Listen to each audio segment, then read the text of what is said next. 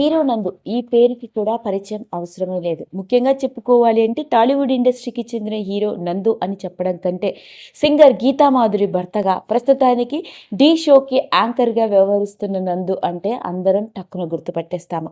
అలాంటి నందు సోషల్ మీడియాలో కూడా చాలా యాక్టివ్గా ఉంటూ అన్ని విషయాల్ని పంచుకుంటూ ఉంటాడు. అయితే పట్టు వదలని విక్రమార్కుడిగా మళ్ళీ తాను సినిమాల్లో హీరోగా ప్రయత్నాలు మొదలుపెట్టడం మాత్రమే కాదు, త్వరలోనే తాను నటించిన సినిమా ద్వారా మళ్ళీ ప్రేక్షకుల ముందుకి హీరోగా రాబోతున్నాడు.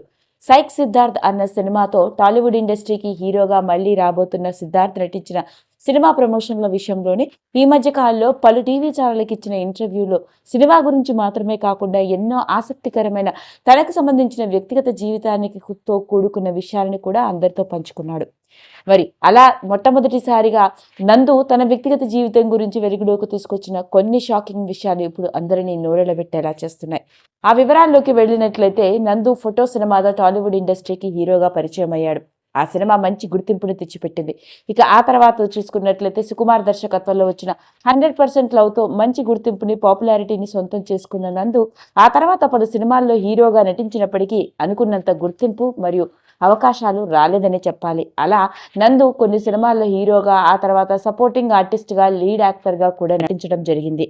అలా నందు నటించిన సినిమాల్లోకి కనుక వెళ్ళినట్లయితే 100% లవ్ తర్వాత ఆటోనగర్ సూర్య, పాఠశాల, రభస, ఐస్ క్రీమ్ 2 మరియు Pesarattu, 365 days, super star kidnap, Shourya, Pelli Choopulu, జయ జానకి నాయక, సమ్మోహనం, ఇలా చెప్పుకుంటూ పోతే ఎన్నో సినిమాల్లో లీడ్ యాక్టర్గా మరియు సపోర్టింగ్ ఆర్టిస్ట్గా కూడా నటించాడు.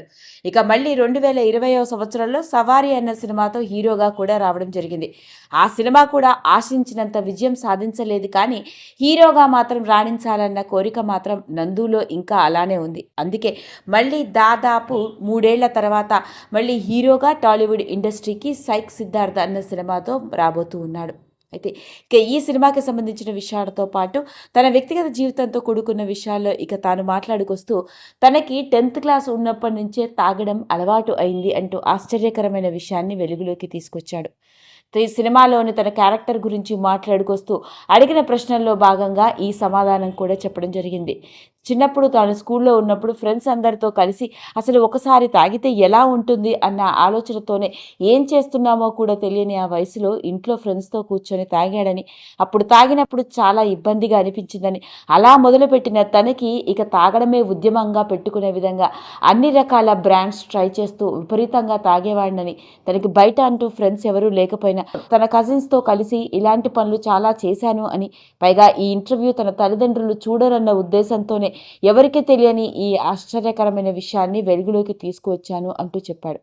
పైగా ఎప్పుడైతే గీతామాధురితో ప్రేమ పెళ్లి అయిందో తన భార్య గీతామాధురికి మాటిచ్చాడట.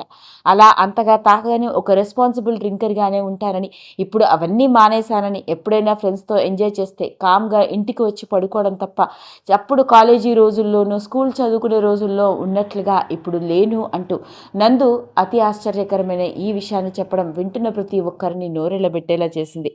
ఈ మధ్య కాలంలో కనుక చూసుకున్నట్లయితే సినిమాల్లో ప్రమోషన్లో భాగంగా ఆ సినిమాకి సంబంధించిన హీరో, హీరోయిన్లు, డైరెక్టర్లు సినిమాకి సంబంధించిన విషయాలు మాత్రమే కాదు, అన్ని రకాల విషయాల గురించి ఏమాత్రం మోమాటం లేకుండా బాహాటంగా బయట పెడుతూ ఉంటారు. మరి సరిగ్గా అలాంటి ఫార్ములానే ఫాలో అవుతున్నట్టున్నాడు మరి హీరో నందు.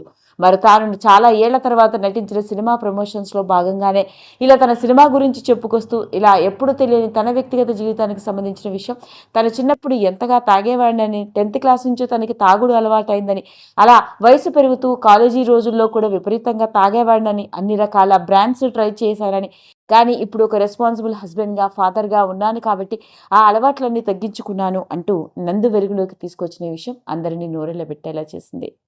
ఈ వీడియో కనుక మీకు నచ్చినట్లయితే లైక్ చేయండి, షేర్ చేయండి, సబ్స్క్రైబ్ చేసుకోండి. మరిన్ని వీడియోస్ కోసం పక్కనే ఉన్న బెల్ ఐకాన్ని నొక్కడం మాత్రం మర్చిపోకండి.